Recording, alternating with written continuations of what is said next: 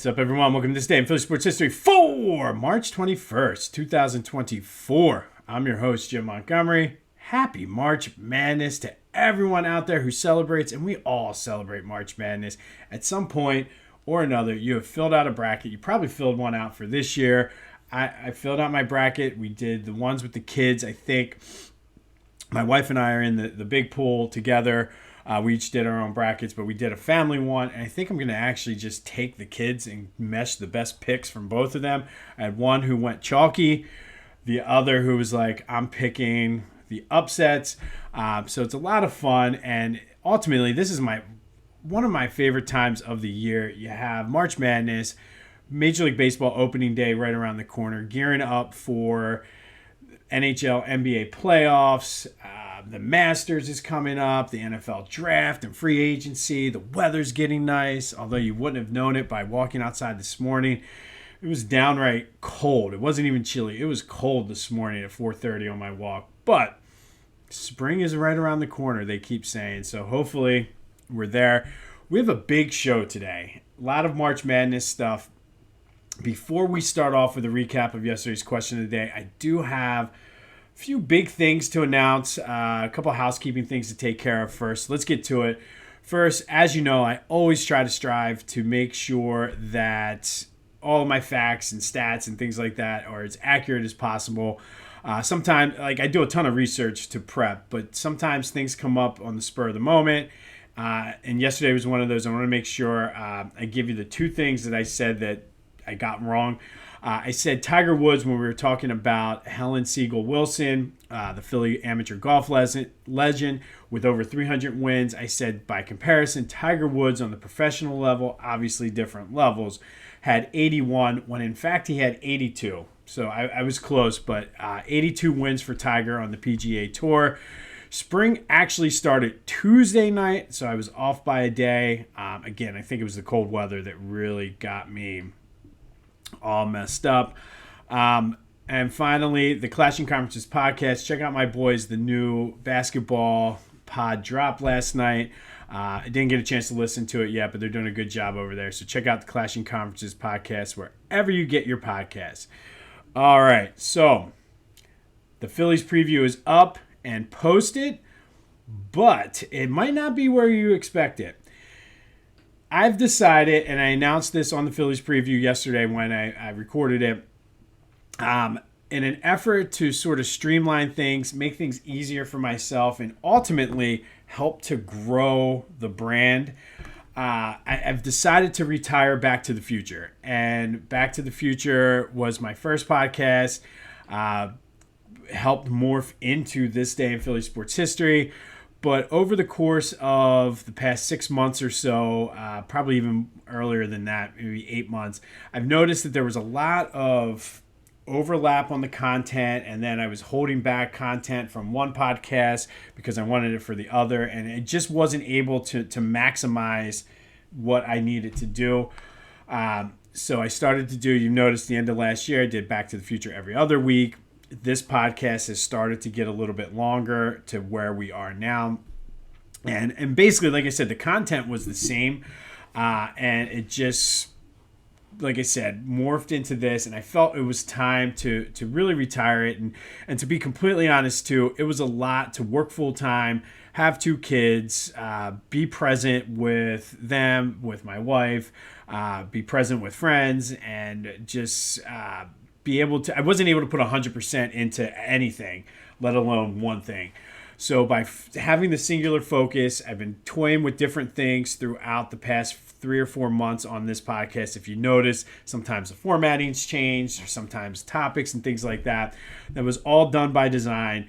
And I just felt with the rebirth, we talked about how this is my favorite time of the year. Spring is a time of rebirth and all of that. The trees start budding leaves and grass is green. It's a good time to really pick the Phillies season preview as sort of the point in time where I was going to do this, and that's why I was kind of waiting. Part of it was I was trying to see what the Phillies were going to do if I had it, so I had a better sense. But Back to the Future is being retired. You can still access all of the the archives on YouTube. That's part of the reason why I went through that big push to try to up my YouTube subscribers, which we're still going to do. Jimbo_Mott, subscribe to the YouTube channel. But the podcast audio versions are going away. And that is, again, some behind the scenes stuff to help with the algorithm and help really streamline everything for me and make it easier. I probably will leave them up until next week when I have my spring break and I have some time to really dive in. But I really liked Back to the Future, and that whole podcast will mean a lot to me because it's really where I cut my teeth and really learned how to.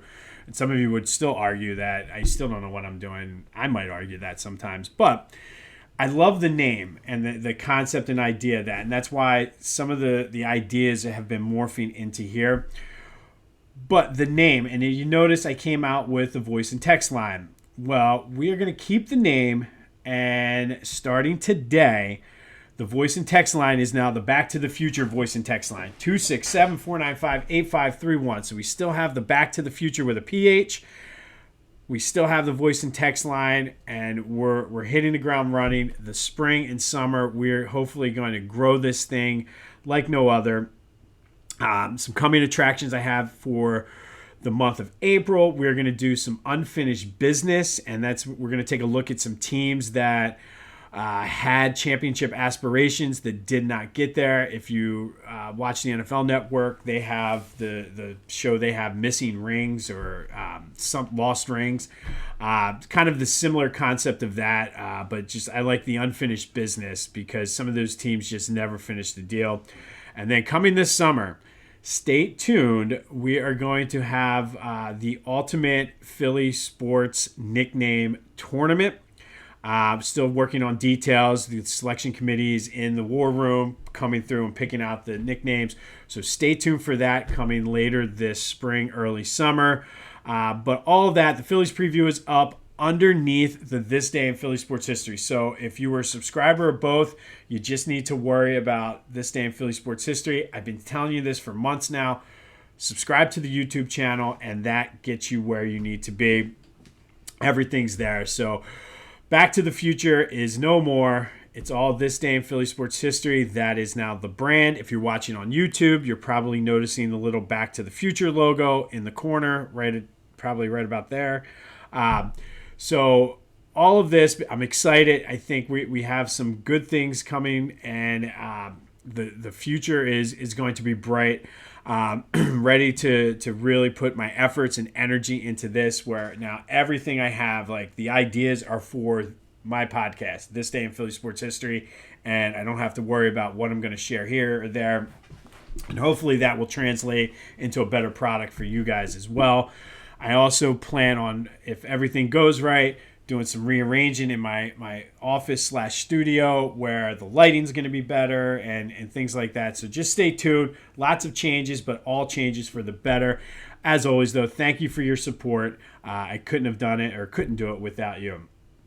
All right. Back to the podcast now.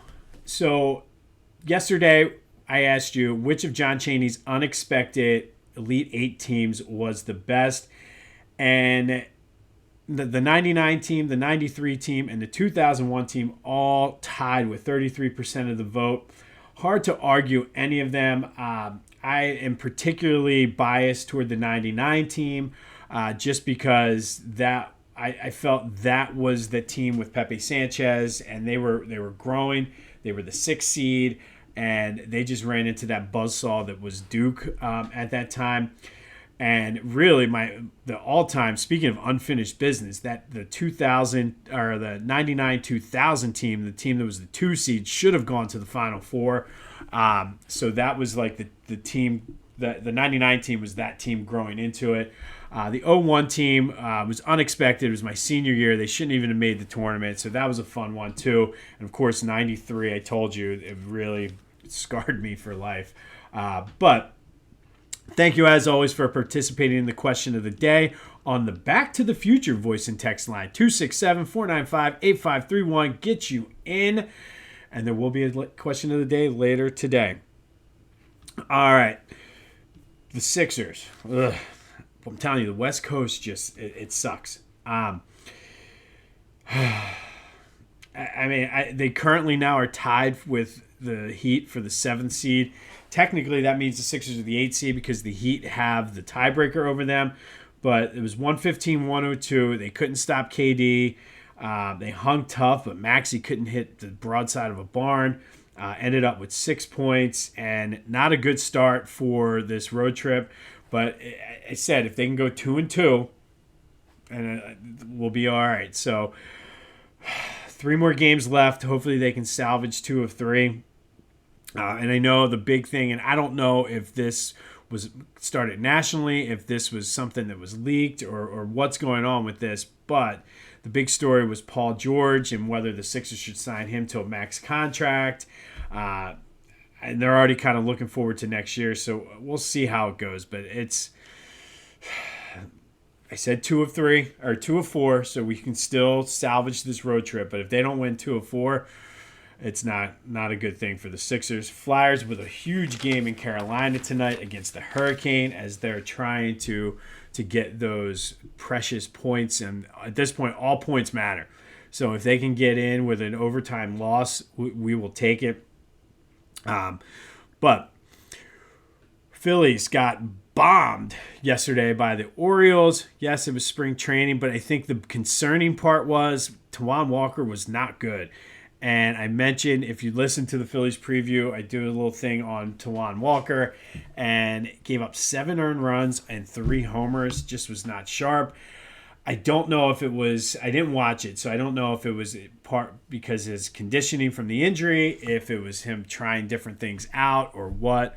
But it was not good whatsoever. But Pache went 0 for 2. Jake Cave went 1 for 4. And it's coming down to Pache, Cave, and Rojas as to those 2 final 3 spots. And ultimately, it's coming down to what the team decides to do with Rojas. Do they let him learn in the big leagues, or do they send him down to the minors? It does appear that if they were going to keep Pache or Cave, probably would be Cave because he's a lefty off the bench. I guess I've seen a lot of places saying that if they start Rojas in center field, that Cave would be the guy because then he would give you a pinch hitter for Rojas in late innings. And then you would slide him, I guess, into left and then move Brandon Marsh over into center. Lots of questions, but again, I get into that and a lot more on the Phillies preview, so please be sure to check that out wherever you get your podcasts as well as on YouTube. All right. Eagles news, they signed a slot cornerback, Tyler Hall, who played with the Raiders. He's more of a depth guy, special teams guy, but he does bring experience, and I like moves like this that Howie makes because it's not going to move the needle and say, oh, they're going to win the Super Bowl or anything like this. But this is a guy that definitely will contribute on special teams and come in on certain packages and things like that and give them a chance to have some flexibility. And God forbid an injury or something, you have a guy that has experience that can step in there and play. I had to mention this because I thought this was great, and it led to a funny story I'll tell you about in a minute. But Saquon Barkley, the Eagles had a video. I guess they taped or videoed his first days as an Eagle or something. So he's riding in the car, and he's talking about when he told his daughter that they were going to Philly, and she said, "Does that mean we're going to win now?" And the ultimate jab at Giants fans. I had to laugh at that. That's amazing. And then he told a story about how after the playoff game or whatever, she was scared or something of an eagle in a diner when they were eating breakfast or something. But you got to love kids. But yes, Saquon Barkley's daughter, you're going to win a lot now. But it's funny because football is the best. And I mentioned the Clashing Conferences podcast for their basketball. If you enjoyed the football one, they dropped a sort of postseason wrap up and look at the early parts of free agency. So check that out. But this led, and this is why I love football. And this is why, to me, Giants fans are my favorite division rival fans. Because you can have fun stuff like this, fun banter. So I tagged Topher Pete in that from Clashing Conferences, and it was like, uh-oh, yikes. And then he found a clip of whoever the guy is with Saquon on the show up there in New York, talking about idiot Eagles fans who said that the offensive line, but then they don't talk about Daniel Jones in the offensive line and then injury on the turf. It was just fun. It was good banter back and forth, and it's why I love football. So go check out the Clashing Conferences podcast, the NBA, as well as the postseason wrap up. But you gotta love Saquon's daughter. Does that mean we're going to win now? Yes, it does. All right. Speaking of Saquon, Philly Goat did not take them long to get the Saquon Barkley shirts out. They have the Saquon Squats and the Saquon Fly shirts. So go check them out. Get your gear for Philly. They have the Optimus Bryce shirts, the fan shirt with the logo. And I'm telling you, my shoes should be here next week. I cannot wait. Can't wait to show them off to you and give you just a review of how they are. But by all, it's like everything I've read and heard from reviews and independent people not named from Philly Goat, they're actually very comfortable and they look great. So I'm looking forward to that. But check it out for yourself. Use the promo code Jim Montgomery for 10% off your order. That's phillygoat.com. Promo code Jim Montgomery for 10% off. You will not be disappointed. All right, so we're going to hit up some March Madness and talk a little college hoops from here on out. And the dream is over for the Villanova Wildcats. They lost 70-61 to VCU yesterday. I don't know if they weren't very motivated to play or what. I have a feeling the only reason they did participate was because they were the 1 seed. St. Joe's, disappointing. They lost to Seton Hall 75-72 in overtime. So it's up to the Drexel women to keep our March, local teams March alive, no pun intended. They take on Texas on Friday. I believe that game is at 3. But it is March Madness. I said it's my favorite time of the year. But that leads to today's question of the day. And what is the best sporting event out there? Is it March Madness? Is it the Super Bowl, NBA playoffs, or the NHL playoffs? Or is it something else? Do you want to say the Daytona 500 or the Indianapolis 500, World Series, whatever? What is the best event out there? For my money, I will take March Madness every time. I remember in middle school, it's going to show my age a little bit, but having a hoodie, taking a Walkman when the over-the-ear earphones would pop off before earbuds and things like that. And there was a wire for all you young folks out there, so we didn't have Bluetooth or anything like that. But poking a hole in the pocket of your hoodie, running the wire up through your sleeve, and then sitting in class like this, listening to the games, filling out our brackets. Some people might call that being a huge fan. Others might say it's degenerate behavior.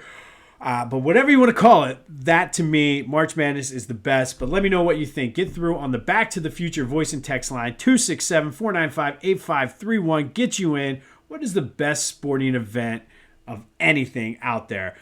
Again, for me, it's March Madness. Again, you can say degenerate, you can say ultimate fan, but either way, we used to have a lot of fun sitting in science class, and me and my buddy Mike just taking bets, filling out brackets, and all that other good stuff. So let me know on the Back to the Future voice and text line, 267-495-8531. Get you in.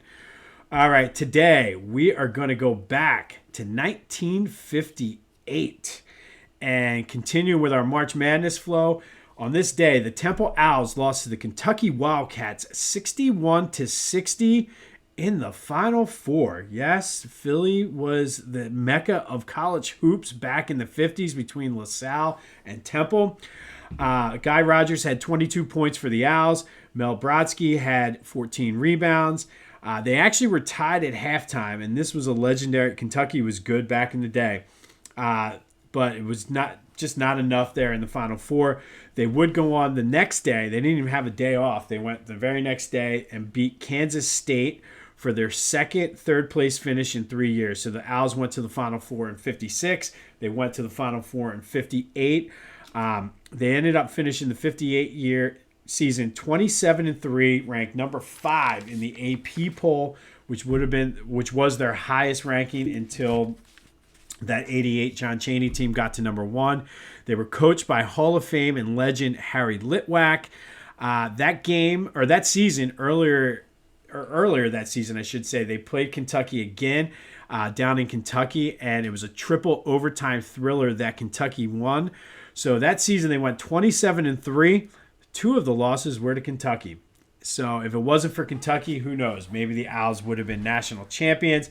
But on this day in 1958, and somewhere my brother is smiling as a Kentucky fan, the Kentucky Wildcats beat the Temple Owls 61-60 in the Final Four. The Owls would go on to win third place, which they don't do the third place game anymore. I don't know, because of the tournament's gotten so big, but it would. I don't know. Would people be into that? I mean, let me know when you let me know about the sports. But I mean, would you? I think the way the landscape is now, there certainly would be a betting market for it. Who knows?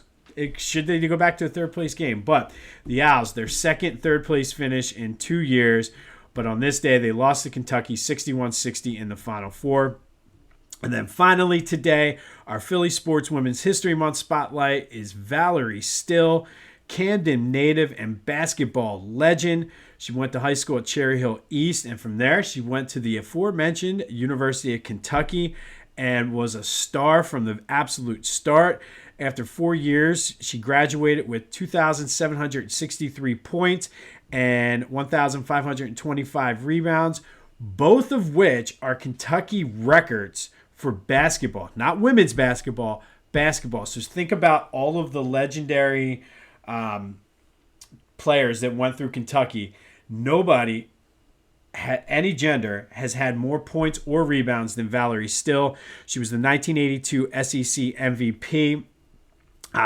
She was just inducted last year into the Philadelphia Sports Hall of Fame, so I'm going to go out of order from my notes. And I'm telling you this because she was who I was seated next to at my table, and the stories she had to say were great, and just a great person. Like, she was more interested in the sports and how, like, I'm working with my kids, especially my daughter, and what sports they play, and said don't get locked into like travel sports and things like that at such a young age. Spread it around, because who knows what she's going to like. You're going to burn them out.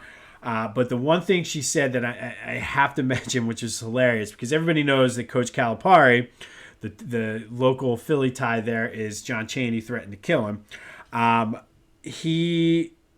Obviously he's big. He's the one that started the whole one and done, and kind of was ahead of his time with the way the landscape is now. But she said Coach Cal is doing everything in his power to keep my record safe at Kentucky. So I thought that was great. But yeah, Valerie Still, the all-time leading scorer and rebounder of anyone who's ever gone to Kentucky. When she left Kentucky, she played professionally in Italy for 2 years, 12 years, won a championship there, came back to play in the United States in the ABL, led the Columbus Quest to back-to-back championships, and she was the MVP in the championship series both of those years. Did manage to get into the WNBA and play for the Washington Mystics for a bit, but like a lot of these ladies we talk about, she unfortunately was just a victim of time, because she was in that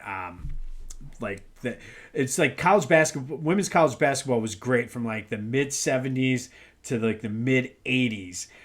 We talk so much, especially in this area, of the ladies that played well, and Valerie was right up there with the best of them. Unfortunately, the WNBA did not come in until like the mid to late 90s, but she did get to play in the WNBA. She's in the Camden County Sports Hall of Fame, the Women's Basketball Hall of Fame. I mentioned the Philadelphia Sports Hall of Fame, Kentucky Athletics Hall of Fame, and she's in the Hall of Distinguished Alumni at Kentucky. But I just thought that was funny. She was such a great person. But when she said Coach Cal is doing everything in his power to keep my records alive, I still laugh at that. But it was a great person. It was awesome to actually meet her, the first person I've talked about now that I've actually had the opportunity to sit down with and just talk to, not even like on an interview level, just personal level. And like what struck me was the fact that she was asking me questions about my kids and my story and my situation. And she might even be listening right now, because she said she was going to check it out. Valerie, if you're listening, thank you. I appreciate it. But shout out to you, today's Philly Sportswomen History Spotlight of the day. On this day, back in 1958, the Temple Owls lost to the Kentucky Wildcats 61-60 in the Final Four. So yes, at one point, Philly sports was the mecca of college basketball in the mid to late 50s with Guy Rodgers and Tom Gola and all of those guys. But be sure to let me know on the Back to the Future voice and text line which sporting event is the best. Is it March Madness, the Super Bowl, NBA playoffs, NHL playoffs, Kentucky Derby, you name it, whatever. To me, it's March Madness, and I live for today. Like I'm going to have screens all over while I'm working, and I'm really looking forward to, hopefully my bracket will not get busted today. I've had years where I've won the bracket. I've had years where my bracket was busted within the first 3 games of the tournament. I wish I was lying about that. Be sure to check out the Phillies preview. It's all Back to the Future, or all of this day in Philly sports history. Back to the Future is officially retired. Thank you for all your support. Spread the word. Let's grow this thing. I have big, high, grandiose plans, so let's get to it. It's supposed to be a cold one today, but it's a good day to just sit inside and watch basketball. This is like a second spring Christmas for me. This has been This Day in Philly Sports History. I'm Jim Montgomery. Go have yourselves a Thursday. Today is Thursday. Go have yourselves a Thursday. And until next time, I'll see you when I see you.